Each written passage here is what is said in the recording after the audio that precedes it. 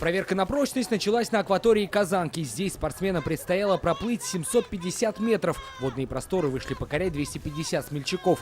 Среди них любители, профессионалы и бывшие профессионалы. Когда-то я выступал, я мастер спорта по триатлону, выигрывал чемпионат России по дуатлону. Но время делает свое, плюс 20 килограмм.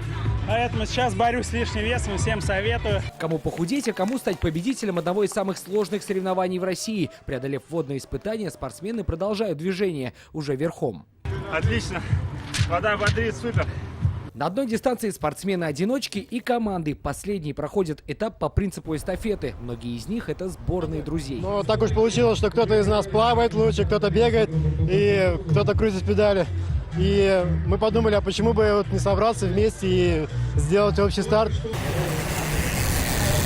Команды и одиночки на одном старте, но соревнуются в разных категориях. Для многих именно второй велоэтап показался самым легким, хотя дистанция 20 километров. После челночных заездов от Ривьеры до Казани-арены – бег. Плыть по Казанке, ехать на велосипеде 20 километров, а теперь еще и бежать. Именно третий этап определит победителя казанского марафона 2018. И сейчас спортсменам предстоит пробежать 5 километров. В такой ситуации важно, чтобы у них открылось второе дыхание. Сложнее всего здесь пришлось одиночкам. Они и плыли, и ехали. Потом нужно найти силы бежать. Чтобы это выдержать, кто-то специально тренируется, а кто-то просто ведет здоровый образ жизни. Готовились? Просто не пью, не курю. Этого достаточно.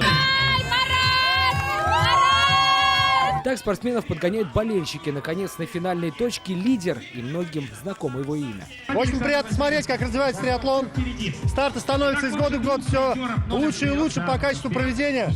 Народу все больше и больше. Всего железные люди разыграли 7 комплектов наград. Те, кому она не досталась, обещали взять реванш через год. Сергей Хайдаров, Марат Зайдуллин, ТНВ, Казань.